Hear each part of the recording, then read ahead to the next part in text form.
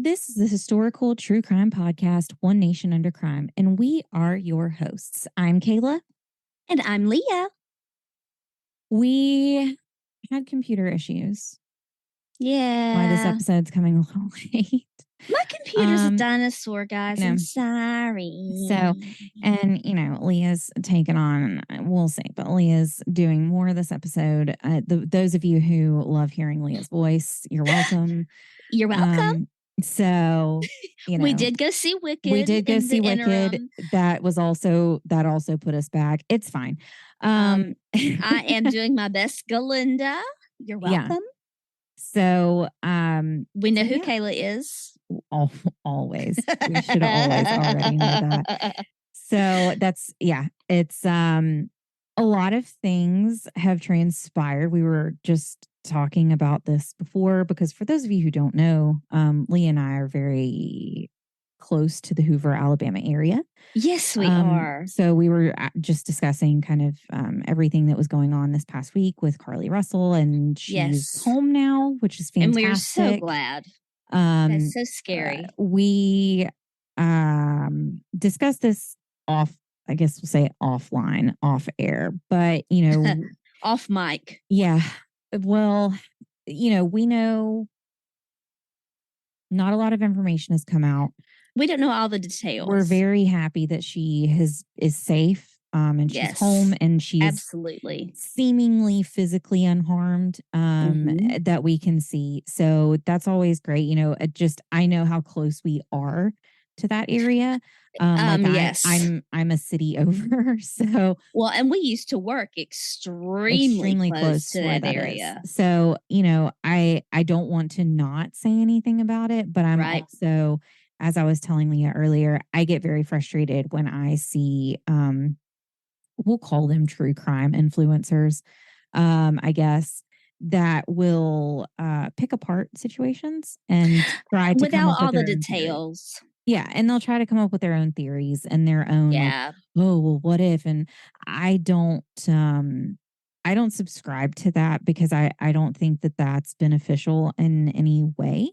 And especially when it's very damaging to the person that it happened to, and and I think this is still an open investigation.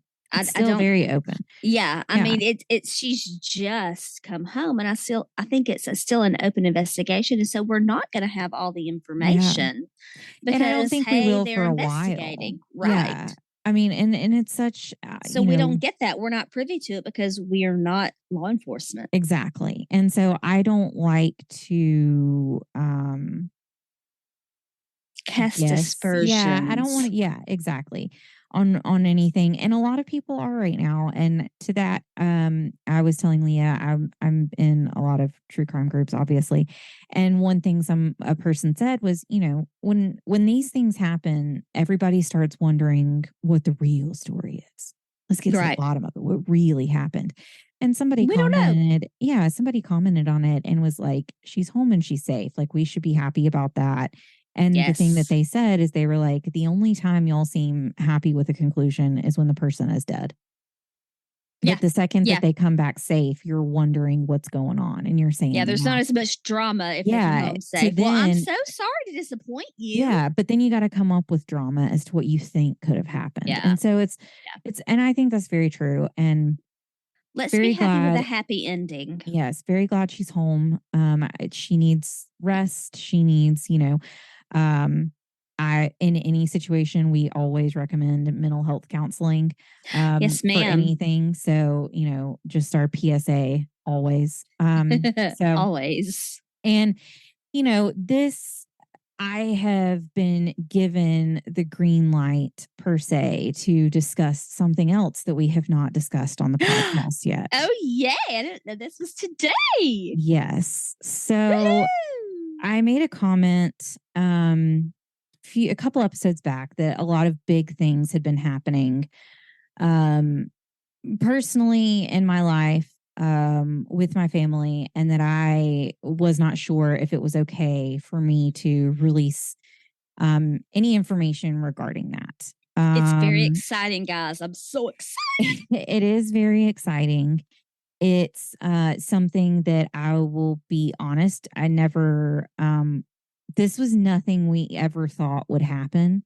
Correct. And before It's amazing. it is, and before we get into like the meat of it, I want to go ahead and say that what we're going to kind of briefly, I'll kind of go over what's gone on and what's been happening behind the scenes on my side, but this is not typical. No. This is That's why not, it's amazing. and it's not, I don't want this story to create false hope for anyone either. Correct. I'm very sensitive to that.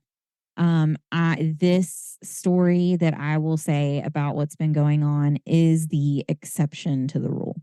Absolutely. Which is very odd for my family, especially. For the track record. So I just want to go ahead and put that out there that I'm very aware this is not everyone's experience. And You're very aware of how lucky you are. Yes. And I know this is not everyone's experience. And I empathize with people who are going through this. So I just want to go ahead and put that out there because I don't want I never want anybody to compare, and I don't want anybody to be like, well, why can't that happen to me? And everybody's story is different. It is. So for those of you who don't know, I've talked about my mom on here before. Her name is Marcia. And my mom is adopted.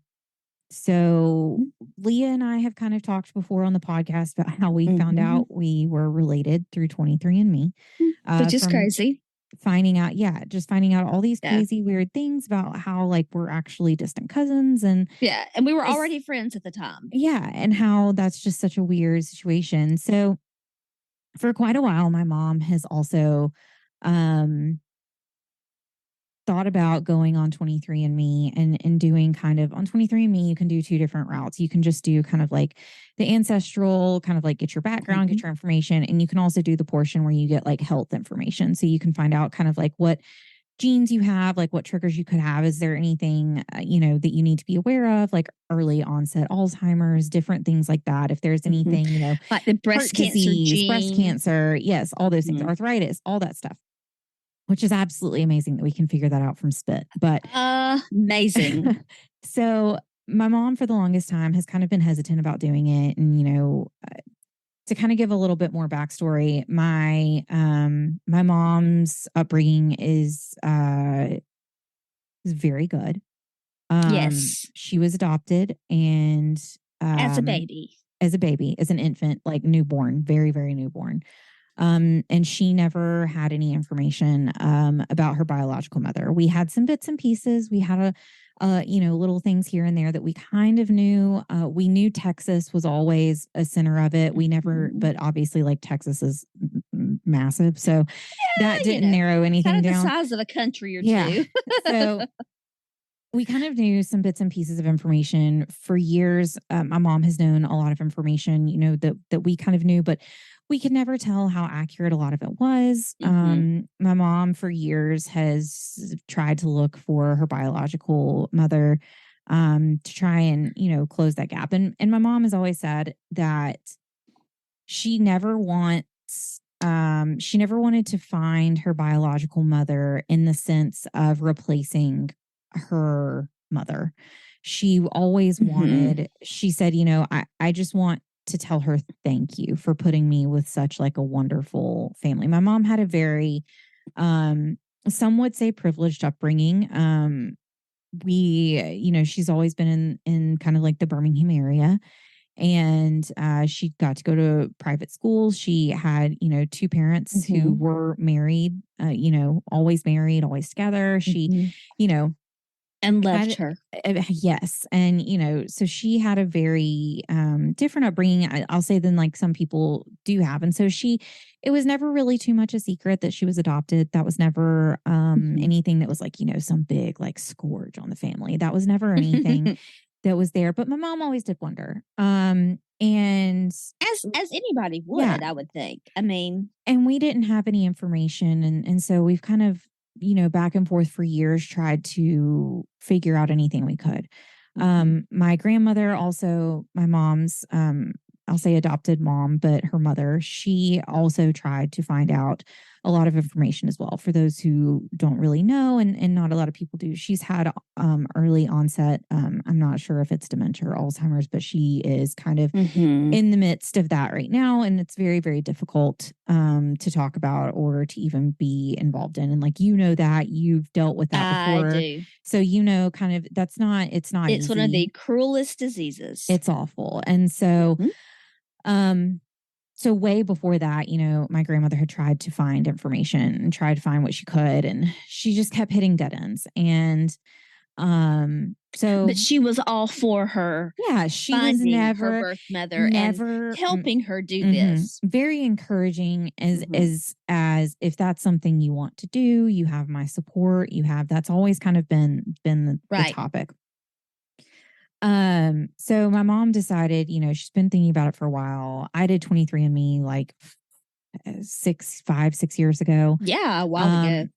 And so she finally decided to do it. And you had some blips in Texas, and that's actually how we found out that we were related. Yeah. It was in Texas. Yeah. And so it was a lot of connections that I did see on my side back to Texas, but I found a lot of my dad's family who I already knew that I was related to them. But I couldn't find any hard piece. I couldn't find anybody who was close enough to me to try and tie to my mom. Right. So the easiest way that was going to happen was going to be through 23andMe. So this was before Mother's Day. So like I said, it's been a couple of months now. My mom got her results back from 23andMe, and she got them back in the evening, I think, of one afternoon. And she was going over some results, and she was sending me different things, what she was finding, what percentage of what she is and those kinds of things. And she was just kind of sending just some little tidbits because she had seen what I found on there. So she was seeing oh, this is what I found. And she found a very close connection as far as the family members. And so very close connection. She reached out to this person and just said, "Hey, I got a weird story." And the person was like, I actually I may have some information, but I don't know. And this person just said, they were also adopted by different means, but adopted by a family member. And so they were just like, "Hey, my mom has a lot of information. She doesn't say a lot." And she was like, "If anybody is going to know, my mom is kind of like the keeper of the family secrets. That's kind of how things go. She knows all, but she doesn't say anything." And so my mom and this person got on the phone and talked, and this person was like, "Hey, actually, let me go to my mom's house and talk to her and see what she knows." And so she gets on the phone with her. Her name's Marianne. Marianne was, it's crazy, but she gets on the phone with my mom. They are in Texas. She gets on the phone with my mom, and she basically said, "I know exactly who you are. We've been trying to find you." And my mom has been very afraid for a long time that her biological mother would no longer be with us, because my mom is in her 50s, and so she's, she's in her later 50s, which sorry, mom, but you are. But she's going to be like, God. But we've always been, don't look at Marsha. You don't never look at, not a day over 30. So I'm just kidding. So she gets on the phone with her, and she says basically we've been looking for you. I know exactly who you are. And so Marianne goes to her sister, and she says, she lives about 30 minutes away from me. I'm going to go to her house. And so she goes over there, and she basically, tells her everything that she knows so far. And she says, we found her. She found us, we found her. And that's kind of the rest is history. My mom got on the phone with her. And who She is her? Her name is Donna. And she is her Um, who? she is her biological mother. Yeah. So it's wild because my mom got the results of her 23andMe. We'll say like I think it was like a Tuesday afternoon. Mm-hmm. And by Wednesday at lunch, she was on the phone with her biological mother. And That like is amazing. it is, it's amazing. That doesn't It's happen. it's weird It's on a lot of surreal. levels. It's very surreal. It's weird on a lot of levels because it's weird seeing someone who looks like you. Guys, the pictures. Oh my gosh. The pictures. Like when you line all three of them up, there is no question. Yeah, it's There's absolutely no question. Kayla's like, I know who my nose came from now. It yeah, is the my best. I've always The wondered. absolute best. It's so weird and like, you know, she's of course one of the most precious human beings on the planet. She's so kind. It's amazing. She's so sweet. And, you know, she's always wanted to find my mom. She's always wondered. Yeah. And um, so my mom has gotten a lot of questions answered about that she wanted answered that I think has been Sure. very healing for her as well. But it was just a lot. And, you know, I won't say too much of the story because it's not a lot of it's not my story to tell. Correct. Um, you But know, it's amazing. it is. And there are reasons. My mom, you know, has siblings. She actually had a sister who actually ended up, you know, dying at a younger age. And what's funny is I got on the phone with Donna, like we were FaceTiming one another, and I made a face. Like, I don't remember what I did. And she stopped and she was like, oh my gosh, you look just like her younger daughter who had passed away. And she's like, you look, when you just did that, you look exactly like her. She's like, it's very weird. And it's, But in an it's amazing way. crazy. Yeah.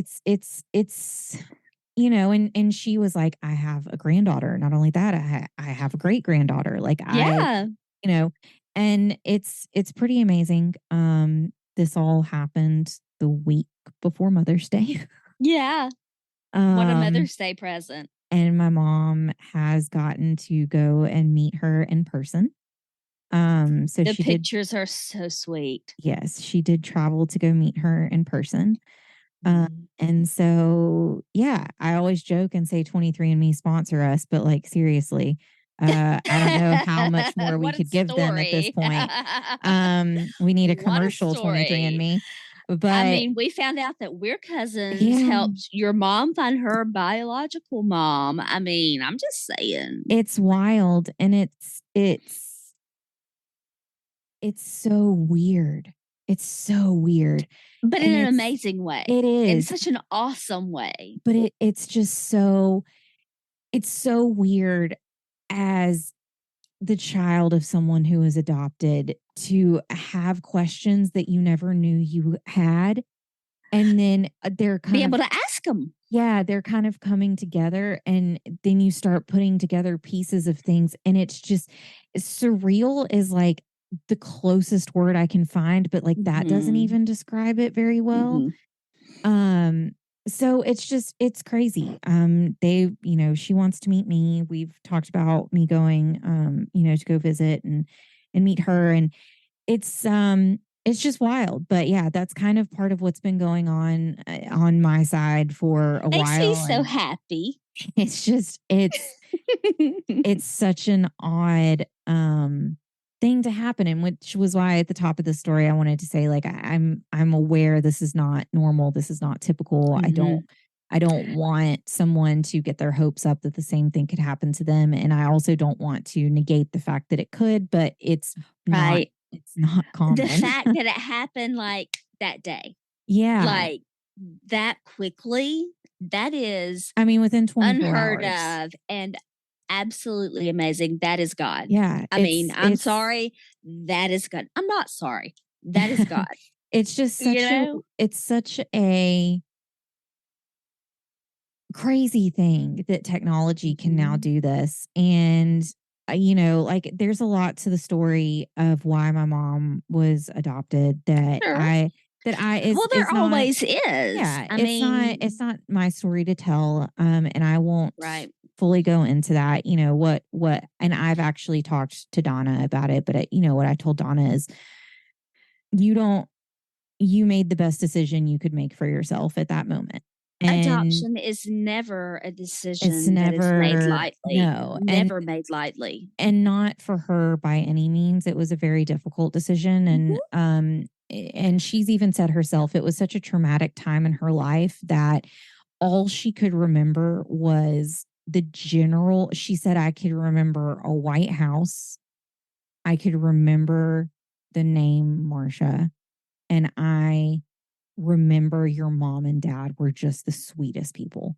And she was like, but keep in mind, like, part of the story, like this woman, Donna, like she lived with my grandparents for a little while. Like they were like she was there. She was not, this Mhm. was not a fly by night like situation. Like she was there, and she just, she was like, I've beat myself up forever. I've gone to therapy. I've tried to figure out like what Oh I can my remember. And she's goodness. like, I couldn't remember.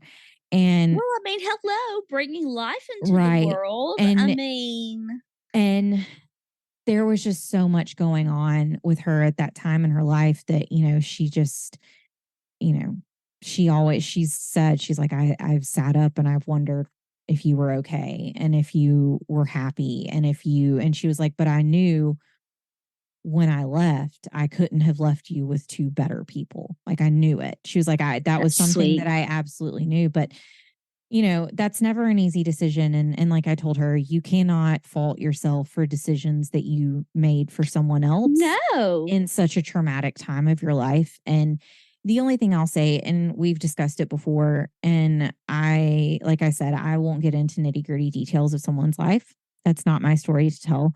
What I will say is that um, always get help if you need help. Yes. Um, always do what is best for you at that time. And Do unselfish decisions aren't mhm. always easy decisions. No, and they can feel selfish at the time. And They can. it's a hard situation to be in, but I just want to say to like kind of say without saying that domestic violence is ever present in the world that we live in. And it's very difficult. It is the epitome of can't see the forest for the trees. Mm. And like we always try and plug different pieces of things if we know that it could help someone else. So um if you or someone is involved or dealing with domestic violence, um we'll put the hotline and the text line in the show notes for this week, as well as the offices for victims of crime that has a Yes, lot of ma'am. really good mobile apps, especially ones that are really good for gathering information that you can share with family members privately, in case Mhm. something were to happen.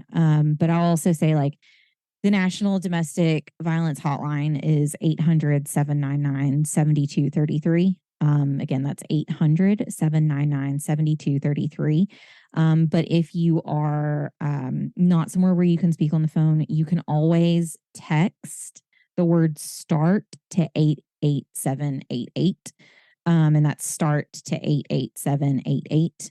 I would Getting out of a domestic violence situation is always the scariest part of domestic violence. Absolutely. So But you can.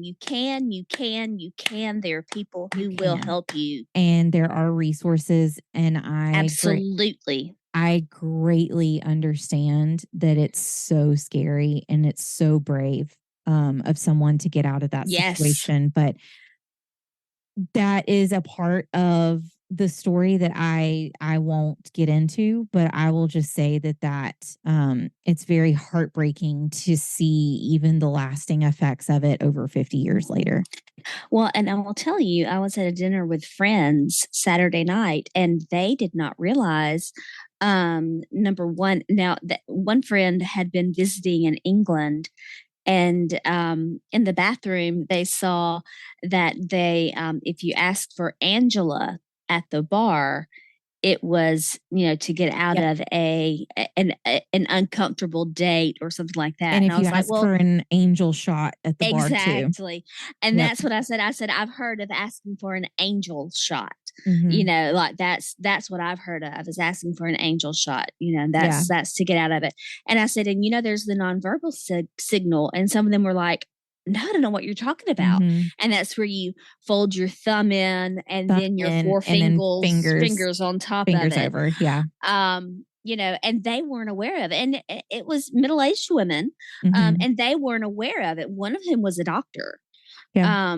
And I was like, yeah, that is the nonverbal signal. They may be there with the person Exactly. who is, causing the issues. And so if you see them behind their back or whatever, fold in their thumb and then put their four fingers over that thumb, that is a nonverbal signal for, I need help out of this situation. For some people who can't visualize it, it's making a fist, but with your thumb on the inside of your fingers. Yeah, but forward, thumb first. Yeah, thumb and first, then your four fingers over it. Yeah. Yeah. So, but like making sure your thumb like is in a little cave. Your thumb is in like a little cave, but yes, that is definitely just being aware of that. So if somebody shows you that signal, that is the signal for, hey, I need help. Yes.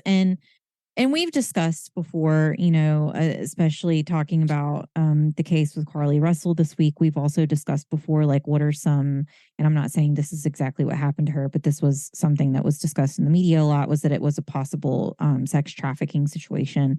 And we've discussed in previous episodes kind of how to be on the lookout for those types of situations. Right. And if we can ever teach people something, that's, I hope that we can do that. But yeah, I was given permission to discuss that specific going on in my life. Because I didn't want to say anything without, I didn't want to say anything without explicit permission. Sure, because it's not just you involved. Yeah. And but it's so exciting and happy, and I was so excited when you told me about it. Yes, and it is. When I saw the pictures, weird. I was like, "Oh my gosh, this is definitely for real, because oh my gosh, there's no denying." It's very interesting, and I will say, knowing what I know now, we've discussed this before too on the podcast of nature versus nurture. And what is more powerful, nature or nurture? And I will say that based on information that I found out, that nature is very much a big factor in a lot of things. Absolutely. I found out things like about myself, like I've been having really bad issues with like carpal tunnel. And like to find out that runs in my family like really heavily is just weird. To find out just different things here and there. Like there are certain interests that my mom has that like no one else in her family ever had, and we never knew where it came from. And then to find out like that her biological mother has similar interests, it's just it's very wild. Just wild. It's amazing. It's just amazing. Yeah. I love it. I love to hear these things that you're finding out. It just makes my heart happy. It's an interesting time. So I was given permission to say that, and I'm sure like the intro to this episode was super long, but I wanted to, but heartwarming, and wonderful. And so yeah, we'll get into now that part's out of the way, per se. We'll get into all the mushy stuff. Yeah, we'll get into time. because I can't deal with emotions for long, so I've hit my limit.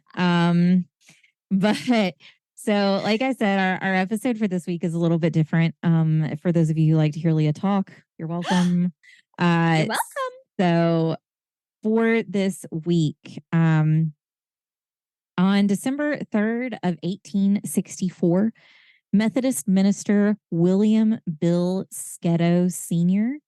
was lynched by a group of men led by Captain Joseph Brer near Newton, Alabama. I've been there. Yeah, so we'll discuss more on that. But like I said, this is Leah gets to shine this week. As the great T Swift says, you get to shimmer. So Leah is going to start taking over. Leah is going to take over actually doing our history for 1864. So go ahead, Leah. Go for it.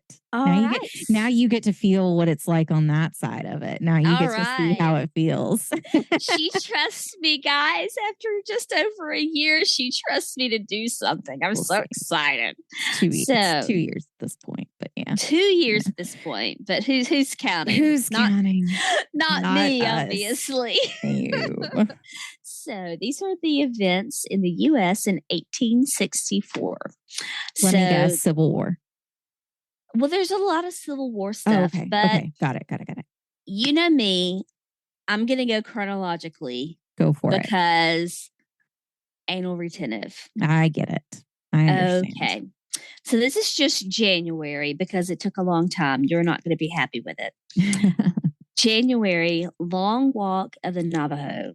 Bands of Navajo led by the U.S. Army are relocated from their traditional lands in eastern Arizona Territory and the western New Mexico Territory to Fort Sumner in the Pecos River Valley.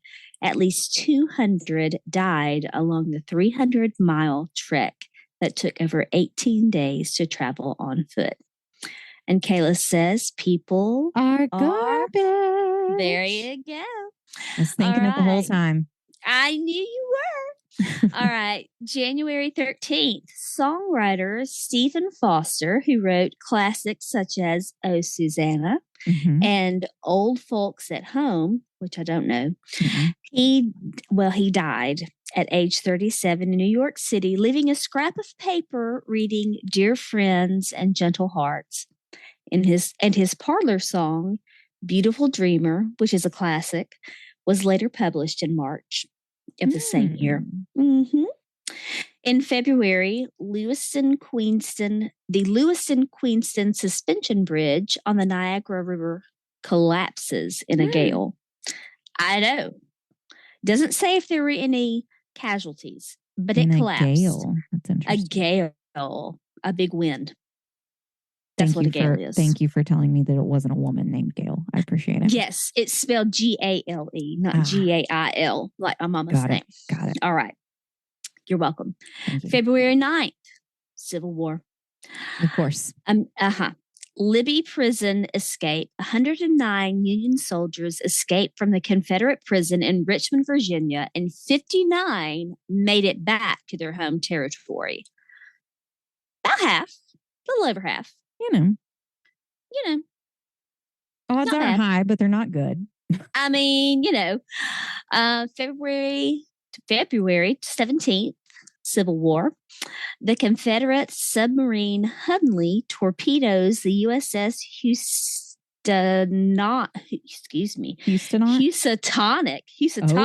Whoa, that's a fun name. That's a word. Housatonic, becoming the first submarine to sink an enemy ship.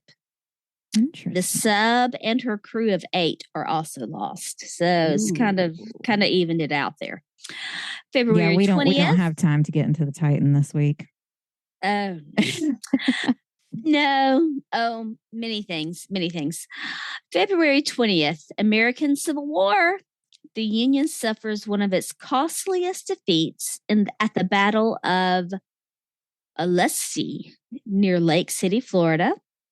March 9th, President Abraham Lincoln appoints Ulysses S. Grant, one of your favorites, Kayla, as commander-in-chief of all Union armies. Isn't he one of your favorites? I won't say what I called him earlier. It's not appropriate for our podcast. I'll say that it involved a bag.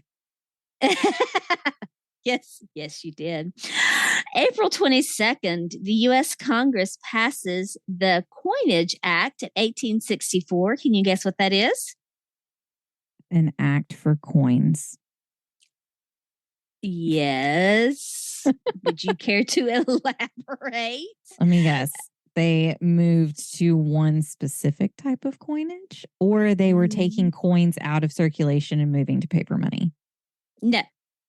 It mandated that all coins have the inscription, "Oh, in God we trust." In God we trust. Interesting. On all coins. So that happened in 1864 on April 22nd. There was nothing more important going on in the U.S. at that moment. Nothing more important. Nothing. That was at all. The list. Glad that got done.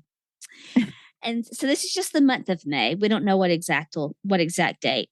Man and Nature, or Physical Geography as Modified by Human Action, by George Perkins Marsh, is published. It's one of the first works to document the effects of human action on the environment, and it helped to launch the modern conservation movement. Interesting. May 18th through 21st, Civil War.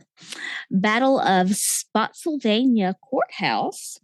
Some 4,000 die in an inconclusive engagement. 4,000 die, and it's inconclusive.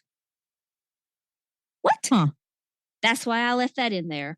Because, guys, I'm not.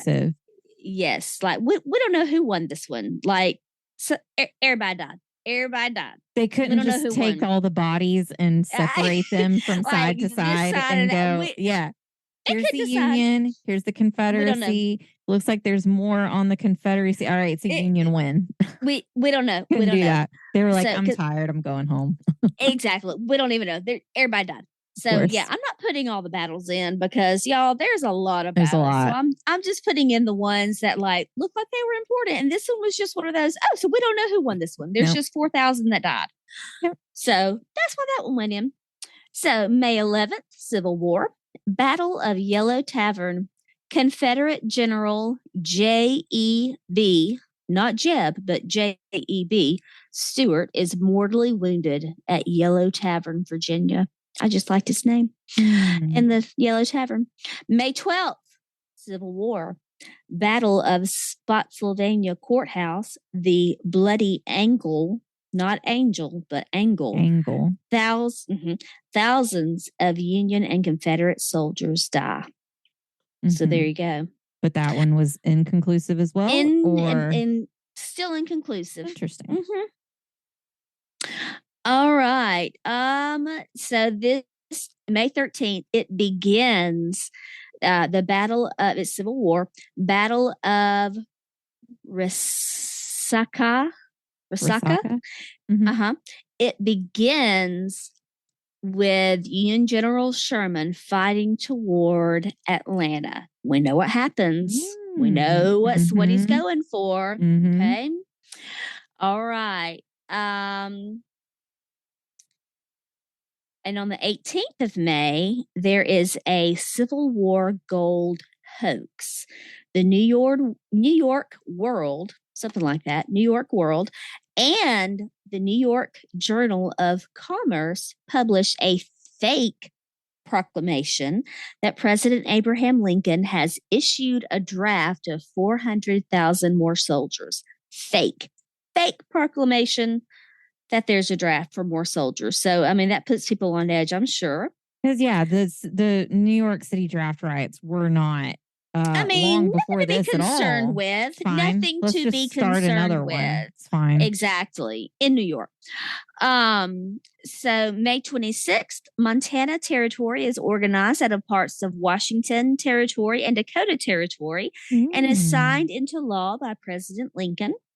We will June 9th. We'll talk about Montana next week, actually. Oh, okay. June 9th, which is also my anniversary, several years after this year. The siege of Petersburg begins. Union forces under General Grant and troops led by Confederate General Robert E. Lee battle for the last time. June 15th, Arlington Cemetery is established when 200 acres of the grounds of, do you know who? Oh, gosh. Whose grounds make up Arlington Cemetery? Do you know who they were taken from? I would say Indians, and I feel like at some point I'm right. They were taken from Robert E. Lee. Yes, they were. That's yes, hilarious. they were. They were taken from the grounds of Robert E. Lee's home, Arlington House. They are officially set aside as a military cemetery by U.S. Secretary of War Edwin M. Stanton. So the Arlington Cemetery that we know today was formerly Robert E. Lee's house. Land. That's funny. And so if you go and you tour the lands like I have, you can go into what was formerly his home, Robert E. Lee's home. Arlington. Yeah. You can. Wow. So I spent a lot of time over in that area. It's very interesting. So I've spent. Yes. So, I mean, that was a fact that I knew, but I didn't know this was the year that happened. Interesting. But isn't it fun when those things happen and you're like, oh, I know that. Yeah. I knew that.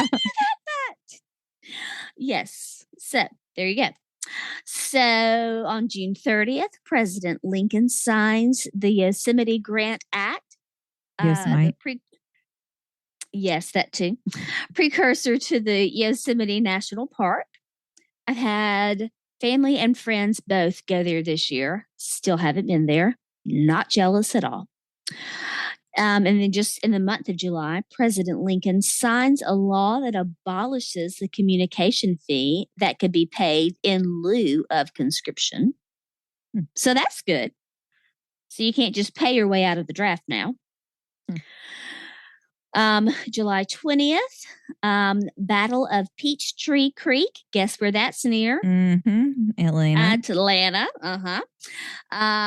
Confederate forces led by General John Bell Hood unsuccessfully attacked Union troops under General William T. Sherman. July 22nd, Battle of Atlanta, outside of Atlanta, Georgia. Confederate General Hood leads an unsuccessful attack on Union troops under Sherman and on Bald Hill. A lot of unsuccessful by the Confederate troops right now in Atlanta. July 28th, Battle of Ezra Church. Confederate troops led by General Hood make a third unsuccessful attempt to drive Union forces under Sherman from Atlanta. July 30th, Battle of the Crater. Union forces attempt to break Confederate lines by exploding a large bomb under their trenches. August 5th, American Civil War. Battle of Mobile Bay. At Mobile, I've been there. At Mobile Bay, near Mobile, Alabama, Admiral David Farragut leads a Union flotilla through Confederate defenses and seals one of the last major southern ports. And that is where they say the famous quote, and this is me just knowing this because I've been to Dauphin Island so much, damn the torpedoes, full speed ahead. That's where that quote comes from. You're welcome. You're welcome. August 31st, American Civil War. Union forces led by General William T. Sherman launch an assault against Atlanta, Georgia. What does he do, Kayla? When? To Atlanta. Burns it. He does. He does. Not yet, but that's what he's planning on doing. September 1st, Confederate General Hood evacuates Atlanta after a 4-month siege. The 2nd, Union forces under General Sherman enter Atlanta after the Confederates fled. September 8th, which is my birthday, Atlanta, Georgia is evacuated on orders of Union General William Tecumseh Sherman.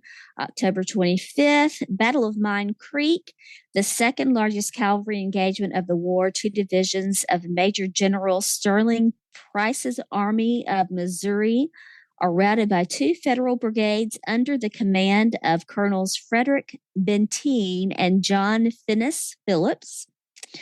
October 28th, American Civil War. Two things happened. Second Battle of Fair Oaks. Union forces under General Ulysses S. Grant withdraw from Fair Oaks, Virginia, after failing to breach the Confederate defenses around Richmond, Virginia. And the Second Battle of Newtonia, which is a fun little city to say. Union forces defeat the remnants of Price's Missouri expedition.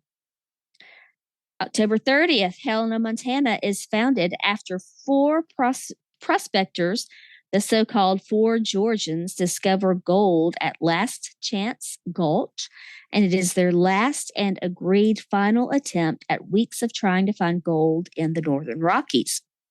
October 31st, Nevada is admitted as the 36th U.S. state, Nevada, depending on who you are, where you are. November 4th, American Civil War, Battle of Johannesville. There you go. It's Johnsonsville. Johnsville. Goodness gracious. Let me try that again. November 4th, American Civil War, Battle of Johnsville, Tennessee. Troops under the command of Confederate General Nathan Bedford Forrest bombard a Union supply base with artillery and destroy millions of dollars in material. November 7th, the capital of Idaho Territory is moved from Lewiston to Boise. North Idaho declares the move illegal and proposes secession. They got mad. They're taking their toys and they're going home. They're creating a whole new home. They said, we are going to be Southern Idaho. Thank you very much. I found that amusing. November 8th, U.S. presidential election. Guess who won? Mr. Lincoln. Mr. Lincoln won over George B. McClellan. November 15th, Sherman's march to the sea begins. Union General Sherman burns Atlanta and starts to move south, causing extensive devastation to crops and mills and living off the land. All right, we're in November. We're in the home stretch. Sherman's march to the sea. John Bell Hood invades Tennessee in an unsuccessful attempt to draw Union General Sherman from Georgia. I mean, Sherman's like, look. Yeah, he's like, I've got a mission. We already won. We gonna keep going. Yeah. Thanks, but no thanks. We're not coming to your party. Don't try and distract me. Exactly. The 25th of November, a group of Confederate operatives calling themselves the Confederate Army of Manhattan starts fires in more than 20 locations in an unsuccessful attempt to burn down New York City. There you go. November 29th, Indian Wars, Sand Creek Massacre, Colorado. Volunteers led by Colonel John Shivington massacre. I'll try it again. Colorado volunteers led by Colonel John Shivington massacre at least 400 Cheyenne and Arapaho non-combatants at Sand Creek, Colorado, where they had been given permission to camp. The Sand Creek Massacre, also known as the Shivington Massacre, the Battle of Sand Creek, or the Massacre of the Cheyenne Indians, was a massacre of Cheyenne and Arapaho people by the U.S. Army in the American Indian Wars that occurred on November 29, 1864, when a 675-man force in the 3rd Colorado Cavalry under the command of U.S. Volunteers Colonel John Shivington attacked and destroyed a village of Cheyenne and Arapaho people in southeastern Colorado Territory, killing and mutilating an estimated 69 to over 600 Native American people. Shivington claimed 500 to 600 warriors were killed. However, most sources estimate around 150 people were killed, about 2/3 of whom were women and children. You're lying, Kayla? Because people are garbage. There you go. The location has been designated the Sand Creek Massacre National Historic Site and is administered by the National Park Service. The massacre is considered a part of a series of events known as the Colorado Wars. Now, we don't hear much about that because it's in the middle of the Civil War, but it's important to go to, bring that to light and mention that. Sorry if anyone heard All right, my December phone 21st. going off. I made it stop. I didn't hear it. Okay. December 21st. American Civil War, Sherman's March to the Sea. The campaign ends as Major General William Tecumseh Sherman captures the port of Savannah, Georgia. I've been there. It's beautiful, hot in the summer. And just in this year, two things that just happened in this year. Asa Mercer travels from Seattle to the U.S. East Coast and recruits 11 Mercer girls, potential wives for men on the West Coast. Interesting. I wonder if it's General Mercer, a relative of General Mercer. Probably. Who killed Philip. Anyway, Robert Lowry writes the gospel hymn, Shall We Gather at the River? I thought that was a good one to end on. And those are the events of 1864. You're welcome. It's fun, isn't it? Yes. It's always like, I when really you're like, enjoyed it. again, the Civil War. And in the Civil War, we have... And the Civil War, we have this. Yes. Exactly. And my computer is falling. Okay. It's okay. So, on to our case for this week, or it's not really so much a case, but we'll just say event and tragedy. So, as I said, for this week, we are in Newton, Alabama. It's a little bitty town. It is located in Dale County in the southeastern portion of Alabama, just above the Florida Panhandle. For those who are outside of the U.S. who don't know what we consider it the Panhandle, it's literally the part of Florida that's right underneath Alabama and Georgia that looks like a panhandle. I mean, kind of self-explanatory, but just in case anybody is wondering of that fact, there you go. The town was a scene for Confederate recruiting during the Civil War and was a site of a battle in March of 1865, so the year after this case this week, between local Home Guard troops and elements of the 1st Florida Cavalry operating out of Florida. The Federals were led by Joseph Sanders, a Dale County resident who had previously been a captain in the 31st Georgia Infantry, but had later switched sides and joined the Federals. Seeking to burn the county courthouse, the attackers were repulsed when local troops ambushed their groups as they entered the town. This event is commemorated by a monument located in downtown Newton, and with an annual festival and reenactment, which is the 3rd weekend of October, in case anyone is looking to book out their 3rd weekend of October.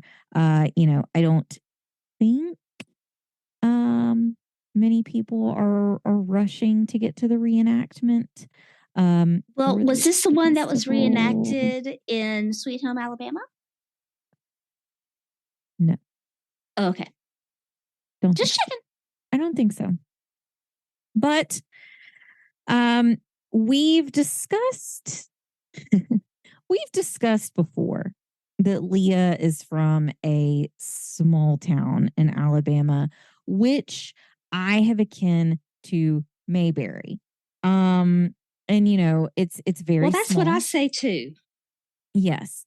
And for reference, Leah's little town of the 2020 census thus far had a population of around 4,400 people, 4,400 people, roughly. That's kind of the number. So if Leah is in a small town of Mayberry, well, this town is much, much smaller. With bless them. With a population in 2020 of 1,607 people.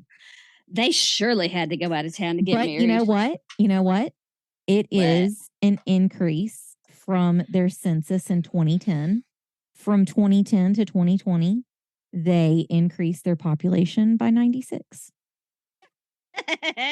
So there you go. I mean, I'm just saying, I had to go out of county to get married.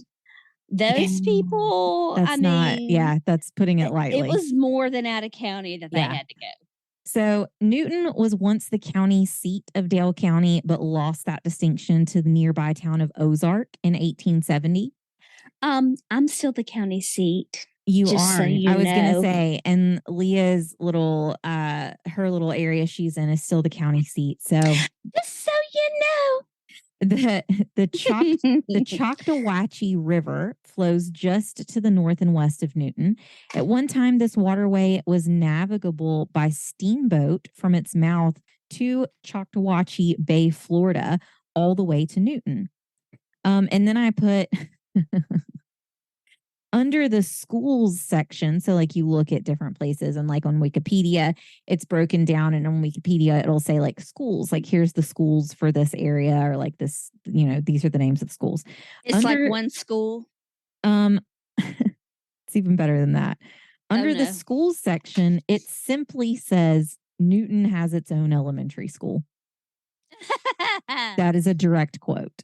Newton has its own elementary school. That was the quote.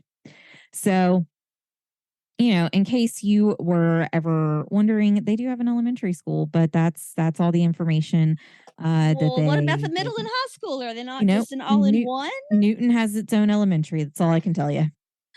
Oh heavens! So, the entire background of William Sketoe Sr., better known as Bill Sketoe, is not well known. Truthfully, his story is, you'll find this very interesting. But truthfully, his story is based in Southern folklore. And Bill's story wouldn't be widely known if it weren't for an author's interest in documenting Southern folklore stories. This interest led to Bill's story being later immortalized in a published work of short stories, which we will get into later. When I say you're going to appreciate this line. Color me intrigued. I put, when I say folklore, I'm not talking about the Taylor Swift album, which if I will just go ahead and say, if you try and Google folklore, that's the only thing that pops up. So I had to look up definition of folklore. So that's not what I'm talking about if you go to look that up. But we are talking about community stories that are passed down from generations by word of mouth, typically. Merriam-Webster defines it as traditional customs, tales, sayings, dances, or art forms preserved among a people.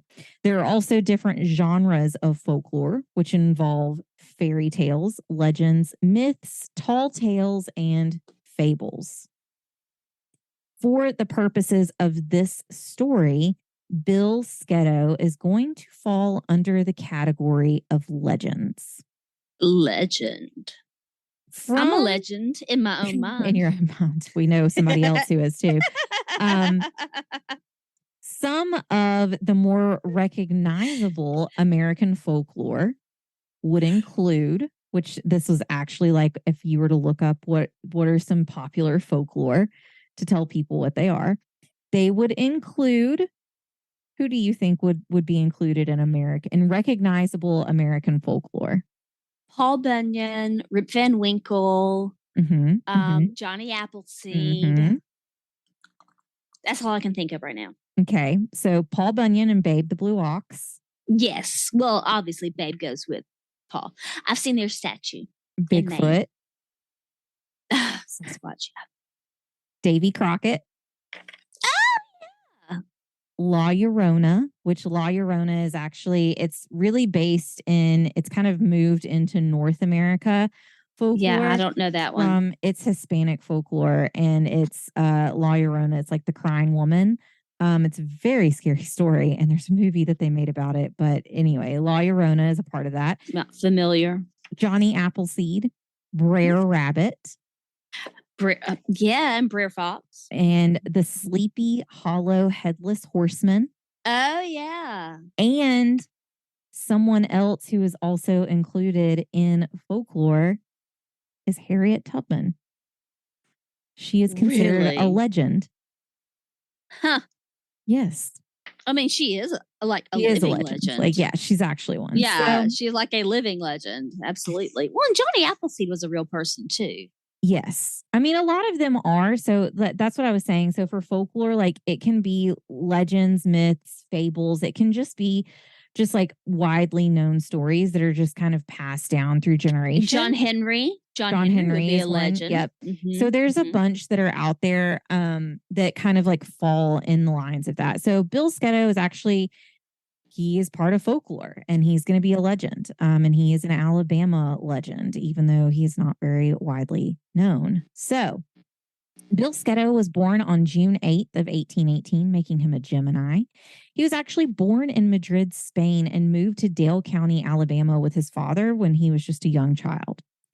Bill was seemingly well liked in Newton, and when the time came to choose a career, he chose ministry. This made him a Methodist circuit rider in the Wiregrass region, which encompasses part of the southeastern Alabama and Georgia and the Florida panhandle.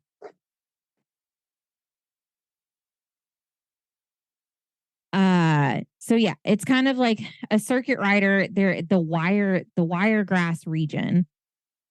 Like they talk about, like on the old Western movies, like Yeah, the so preacher it's will come through in a few weeks. right. Like when the preacher comes through, we'll get married or things Right. like that. So the circuit riders at this time were just names given to clergy who were assigned to travel around specific areas to minister to settlers and organized congregations. So yeah, he was just a person that would kind of ride around to different areas. There weren't like I mean, at this time, it's not like the South where you can throw a rock and hit a church. So, you know, it's kind of not like that as much back then as it is now. So that's what his entire job was. While he was traveling around for work, he met and married Sarah Clemens. And the marriage must have been pretty successful on some level because they had 8 children together. Oh, Way too many. Way yeah, but at least too it's not many. double digits. I mean, That yeah. Then once the Civil War began, Bill allegedly entered the Southern allegedly. Army. I say allegedly because according to government archives, there is no record of his service in either the local militia or Confederate Union. We're going to go along with the fact that he did serve in the Civil War just for the purposes of kind of like where this story goes and kind of what happens here. That's kind of what we think has happened. And we also know that even though it wasn't in local archives for the local militia or Confederate Union, that doesn't always mean that it didn't happen. Right. They weren't the Right. best at keeping records. Yeah. So for any of those things, that's kind of, where we're going to go with this. In the fall of 1864, Bill received word from home that his wife, Sarah, had fallen ill, and he immediately returned home to take care of her with the plan to return once she had recovered. I mean, because somebody had to take care of those 8 kids. Right. During the Civil War, Dale County had become almost unbearable to live due to the lawlessness that ensued. What sort of nefarious acts could have occurred, you may ask? Well, the circuit court did not have any sessions during the last 2 years of the war, and nearby pine forests harbored numerous war deserters and unionists who frequently emerged just to terrorize the locals. Awesome. The citizens of Dale County decided they needed to defend their own towns and formed the Home Guard. These were not uncommon during the Civil War, and several Confederate states had Home Guard units. Typically, these were able bodied white men between the ages of 18 and 50 who were exempt from Confederate service for one reason or another. So the idea was that the Home Guard would kind of replace the militia while they were fighting the war. Sure. The main objective, which is necessary. Yeah, like you don't have police there. Really, there's no like real police force. There's authorities, but most of those people probably went to serve or were put into prestigious positions during the Confederate War. So during the Civil War in the Confederate Army, but this was kind of like their main objective of the group was to help track down and capture Confederate Army deserters, help keep the peace at home, and essentially be like the last line of defense against any invading Union forces. So, kind of just like exactly what it says, the home guard. So they were just there to guard home, make sure no one's coming in, anything like that. So once Dale County created the home guard, I crack myself up sometimes. I put they put in some D-bag in charge named Joseph Brer. No. I'm just gonna just put at the top of it, just so you know kind of like what we're dealing with. That's him. So he had an overinflated ego, is what you're yeah, saying. yeah. Wasn't great. You know, his family probably had standing.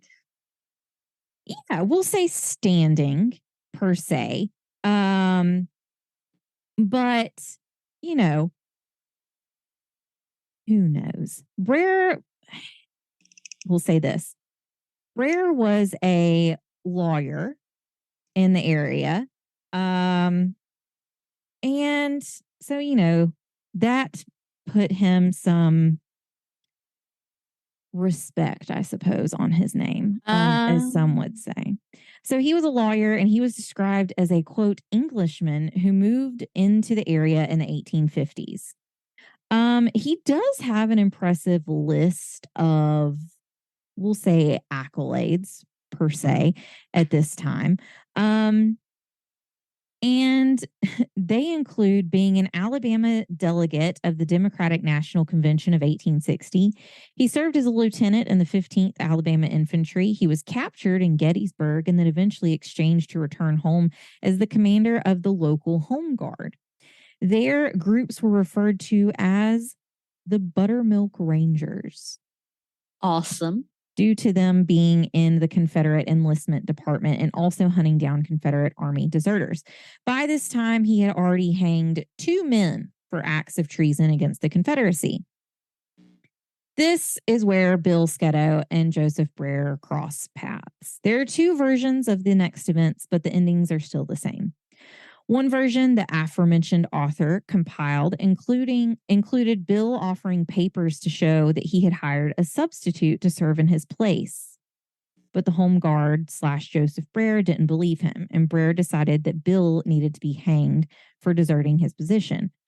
But as we just heard Leah say a little bit earlier, and historians found that the Confederacy repealed its substitution laws in early 1864. So it wouldn't have been possible for Bill Sketoe to hire a substitute.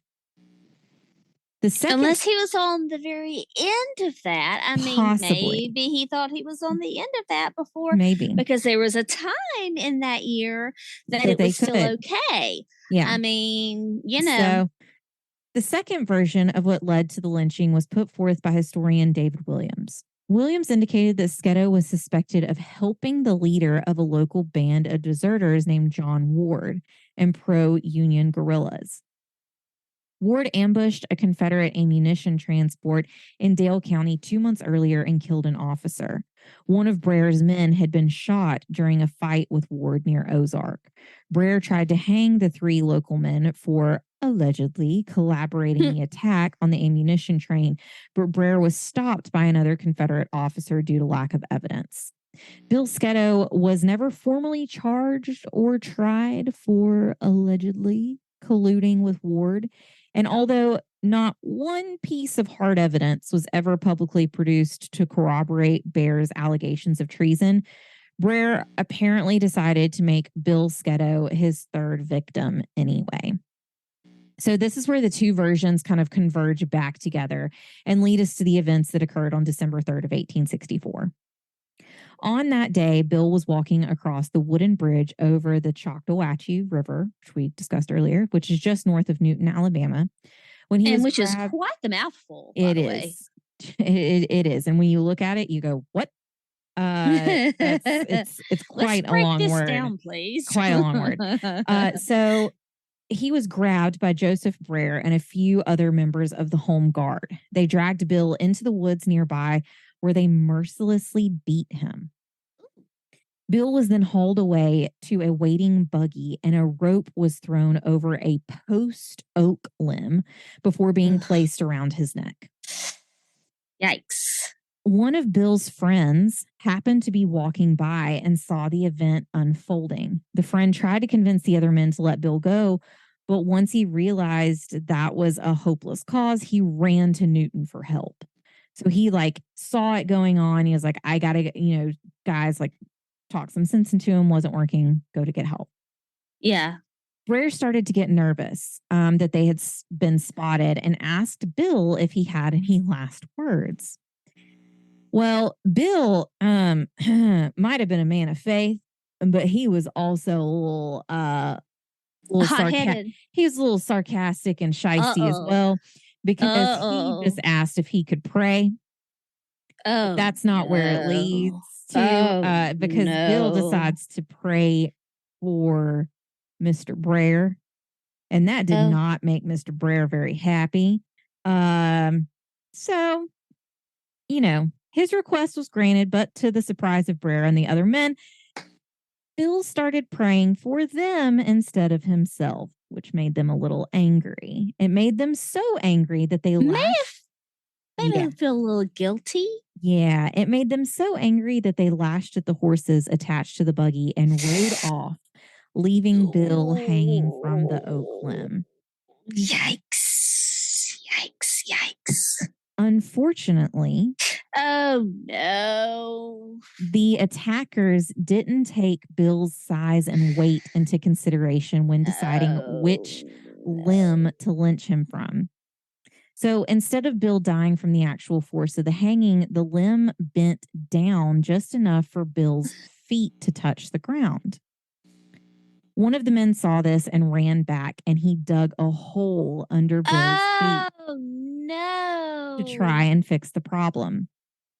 Bill Sketoe instead strangled to death before his friend could return for help. That is just that is despicable.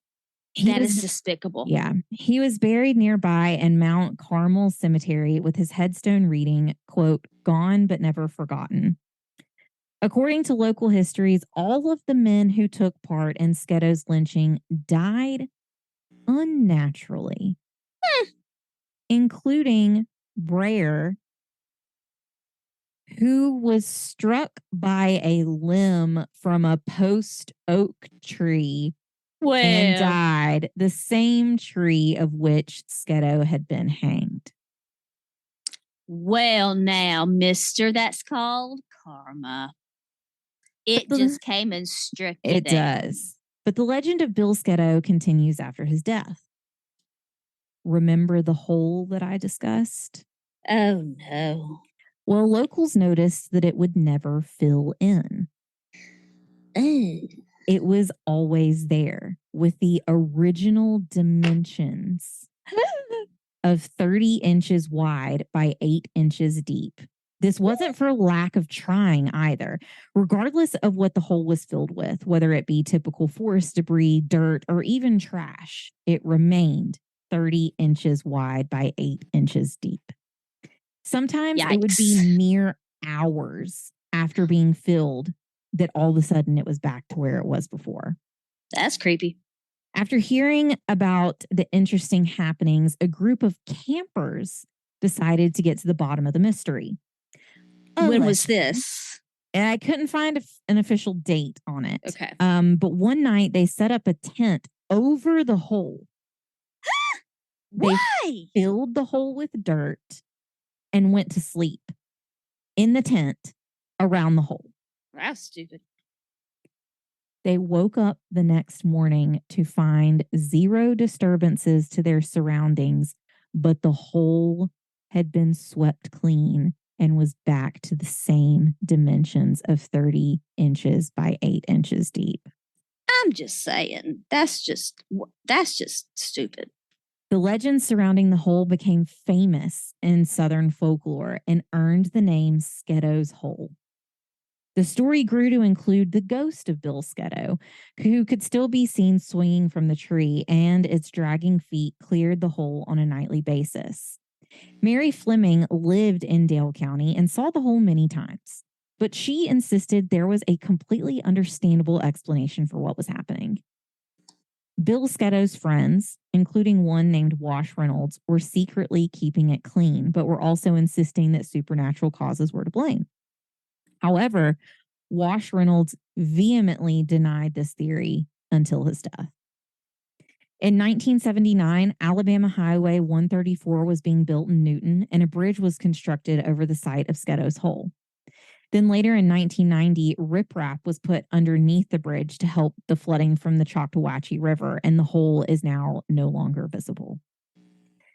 That doesn't stop investigators from coming to the area and looking into the paranormal occurrences, though. Bill Sketoe became a permanent staple in Newton in 2006 when a memorial of Bill was erected near the site of his death. The inscription on the monument briefly recounts the story made famous by that author that I mentioned at the top of the story. But who might this author be? Is it the lady that does the 13 Ghosts? It's hard to explain the impact of an author that is so locally known, and especially one that had such an impact on my childhood personally. Born and raised in Selma, Alabama, Kathryn Tucker Windham made a name for herself as an author, folklorist, and journalist.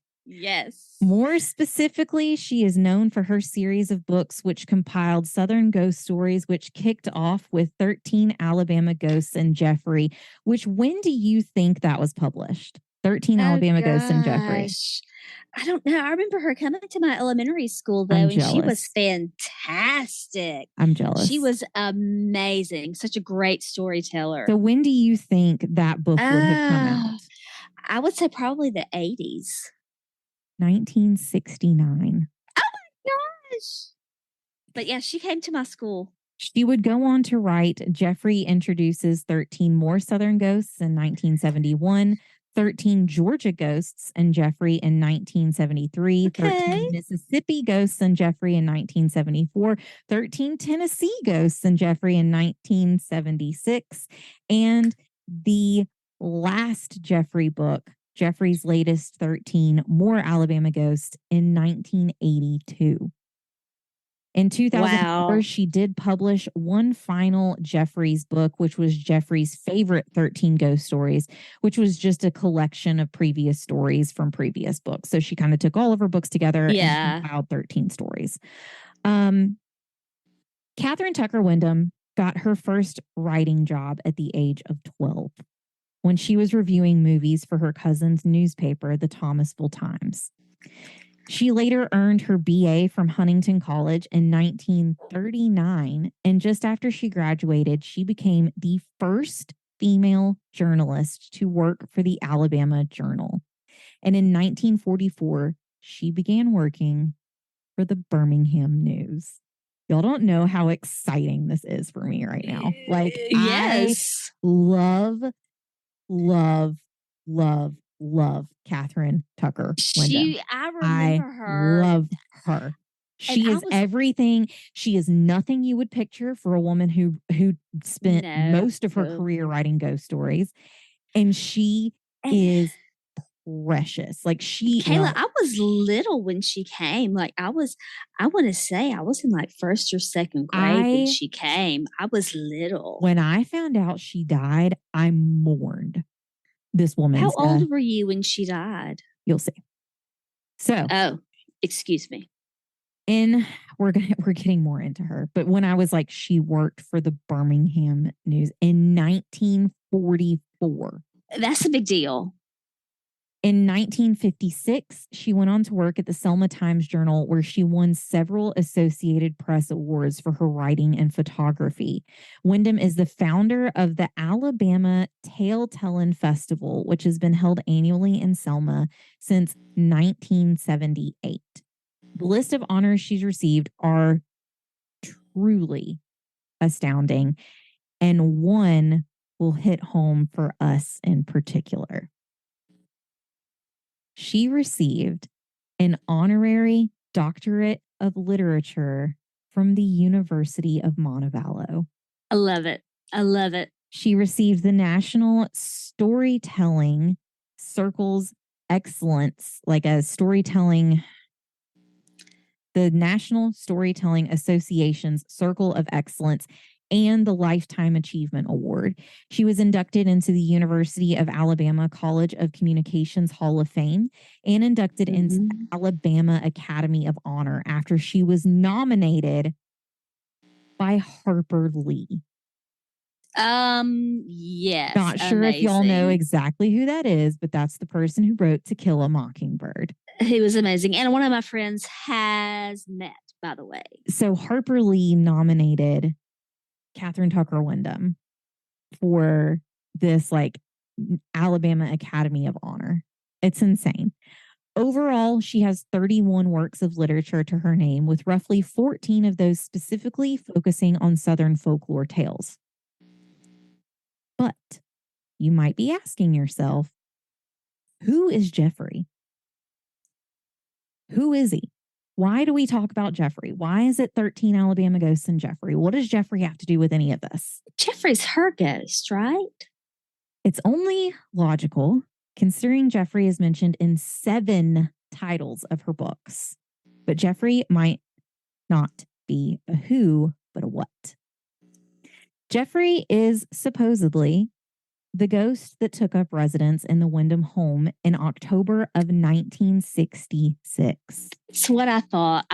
Because she talked about him when she came to visit us. I have a fun tidbit too about this, but I also have looked up maybe signed copies of her book. Anyways, I'm getting one somehow, but I'm actually pretty sure my grandmother has one or had one at some point, and I really think she did. And I told my mom, like, if you find that, I want that book, please find it. Like, I've told her, like, if anything happens to grandma, like, that is all I want. I want that book. It's signed copy. I want it. Anyways, I'm going to get one either way. So I'll buy it. I'll get it off eBay. It's fine. So according to a letter that was printed in the foreword to 13 Alabama Ghosts and Jeffrey, Wenda became interested in ghost stories after this ghost began to haunt her family. At first, the family heard footsteps in rooms that were later empty. Like they'd go in there, hear something, room's empty. Sometimes objects had been moved. And a photo, allegedly, of Jeffrey was accidentally taken when some young people visiting the Windham home decided to play with a Ouija board in an effort to contact the ghost. When photos from that night were developed, a shadowy blot with a vaguely human-like shape was found in one image. I know this photo. It's burned into my memory. I know exactly what it looks like. So, soon after this picture was taken, Windham contacted Margaret Gillis Figg, who was a noted collector of ghost stories, and she asked about Jeffrey, like, hey, do you know who is this? Mm-hmm. Out of that meeting, the story of Bill Sketoe was shared and cemented as the 10th story in 13 Alabama Ghosts and Jeffrey.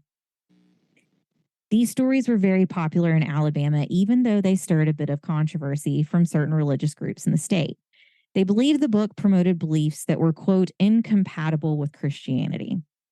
Because of this, Windham actually received letters from many claiming that she was doomed for hell for writing the Jeffrey books. Oh, my.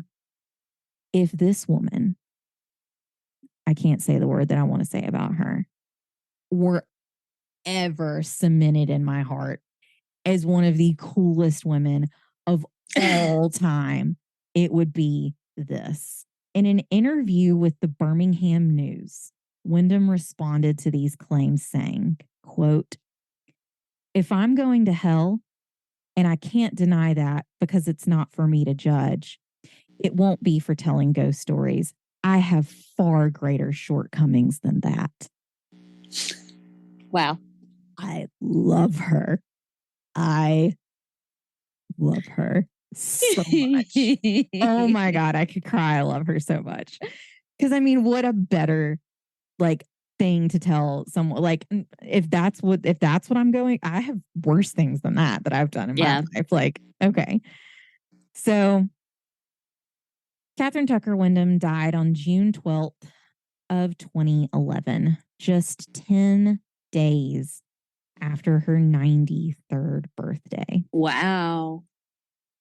The New York Times reported on her death just a few days later on the 15th. Today, the Thomasville campus of Coastal Alabama Community College is the site of the Kathryn Tucker Windham Museum, which was dedicated in 2003 on Windham's 85th birthday.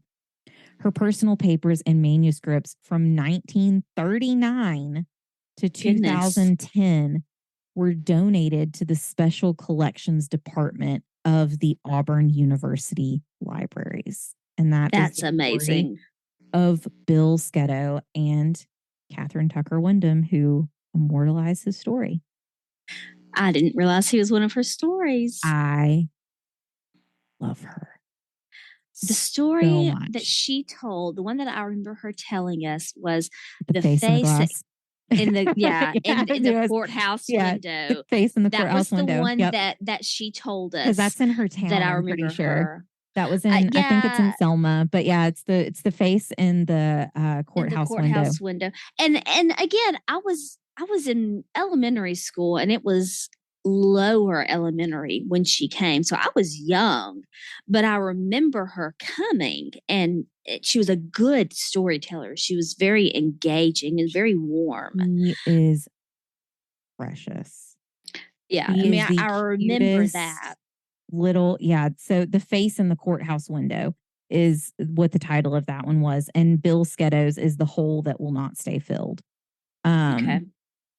She also, like, in that first book, she wrote The Ghost of the Angry Architect, Death Lights in the Tower, The Spectre in the Maze at the Cahaba, The Unquiet Ghost at Gaineswood, The Return of the Ruined Banker, The Crying Spirit at the Well, and The Dancing Ghost of Grand Sir Hansen. She wrote a ton of them, and it actually, the Red Mountain Theater adapted her book into a show at one point. Really? Yeah. That's cool.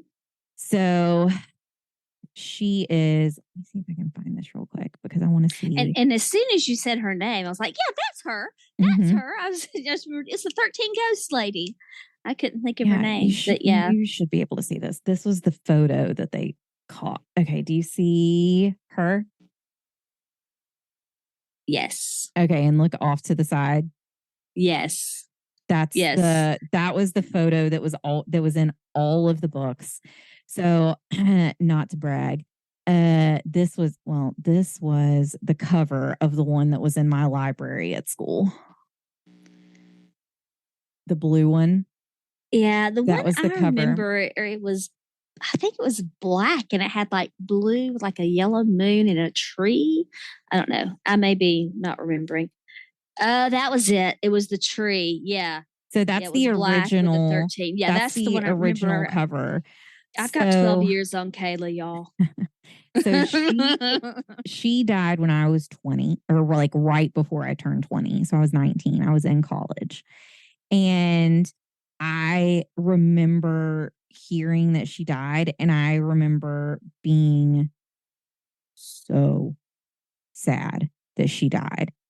And I didn't. And what's funny is, like, I didn't even know that much about her, but I, like, not to brag, I cannot tell. I was on some list at my library at school, I am sure, because I, like, checked out that book all this, like, all of her books. But I specifically remember the blue one.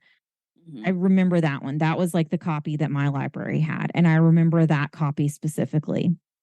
So, like I said, my grandmother at some point has had an autographed copy of 13 Alabama Ghosts and Jeffrey. Like, I know this seems like I'm going out of nowhere, guys. Like, this woman is such a celebrity in this area at this time. Like, y'all don't even know. Like, she was everything. Like, to so many little kids because she told people like that. She basically told kids like, yeah, ghost stories are cool. Like, and it's this your grandmother that wrote ghost stories. The way she told them, she was a grandma and she was Yeah. very welcoming, very sweet, and just It was never a cuddly ghost and just story of it wasn't scary. scary. It Yeah, it was wasn't just like scary. she would tell the history about the place. It was just like our podcast. Like she'd tell the history about the place, then she'd tell the story, and then she, you know, like it was just. But like I remember that name from my childhood. So, like I said, my grandmother had a signed copy, and I remember seeing it at her house. And my grandmother had, and you'll know what these are. They're like, and she probably still has them. They're these bookshelves, but they're not your normal bookshelves because they have a piece of glass on the front that like swivels up and pushes in above it. So you like pull it up and push it in on the top, and that's how you open it. But it had a glass front. And I remember seeing this book in there specifically. And I pulled it out and I thought it was wild that my grandmother had this book. I was like, this is crazy. What does she have this book for? And I opened it and it is signed by Kathryn Tucker Windham. That's not the bombshell here, guys. It is also signed by Jeffrey. So I remember I asked my grandmother, and my grandmother did get this book signed by Kathryn Windham Tucker specifically. She met her, and I thought that was the coolest thing ever in the life. So if you would go to get a book signed by Kathryn Windham Tucker and you wanted the book signed by Jeffrey, you had to leave the book with her. You had to leave the book there. So you couldn't just go get it signed and leave. And she would say, like, Jeffrey only signs books at certain times. That was kind of just how it was left. And I remember opening that book and losing my mind that Jeffrey had signed this book. And I lost my mind seeing this. And again, like so many, I'm sure people will say all the time, like, you know, whatever. You can say whatever you want about him not signing it, him signing it, whatever. I don't care. So this, can you see that? Not really. I can see there's writing, but I can't see it. Let me see if I can find a picture. Oh, you may be able to see this one better. Yes, I see it. Okay. So she would sign it, hauntingly yours, Kathryn Tucker Windham. I love it. You would leave it and you would come back to get it. And Jeffrey signed it as well. That's you couldn't cool. get it at the same time. You had to leave it overnight.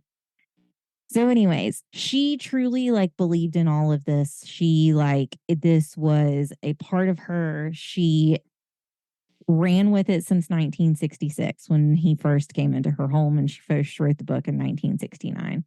Anyways, she's amazing. I looked at the notes for this case and I remember writing him down, and then I put like in it 13 Alabama ghosts and Jeffrey ? And my mom asked me a couple of weeks ago, she's like, oh, what are you doing a case on, blah, blah, blah. And I was like, let me look. And I was like, for some reason I put 13 Alabama ghosts and Jeffrey. Huh, that's weird. And then I got into it and I was like, oh my gosh, thank you, past Kayla. This is the best thing you've ever found. Yeah. And this is also why I put our sources at the end for this week, because our sources for this week, we have 13 Alabama Ghosts and Jeffrey by Kathryn Tucker Windham, Explore Southern History, and the Kathryn Tucker Windham Museum and Library. So that is our episode for this week. And if you're looking for more of us, and who can blame you? You can go to our website, onenationundercrime.com. All of our social media links are located on our site, and you can even contact us there if you like. We're still looking to get 100 podcast reviews by the end of the summer, so please go to our website, Apple or Spotify, and leave us a 5-star review. One of our gracious and wonderful friends from out west, we know him, we love him, left us a wonderful 5-star review on our website. So that was pretty cool. We appreciate you guys for listening to this episode of One Nation Under Crime. We will see you Yes. here, same time, Different crime. next time. And remember, there isn't always liberty and justice for all, but you can haunt people with your hole for the rest of your life. I did not even think about how that said. I said it, and it already came out, and I couldn't put it back in. I said what I said. I said what I said, but I couldn't. Anyways, we gotta go. We'll see We love you you guys. later. We appreciate you. Goodbye. Bye.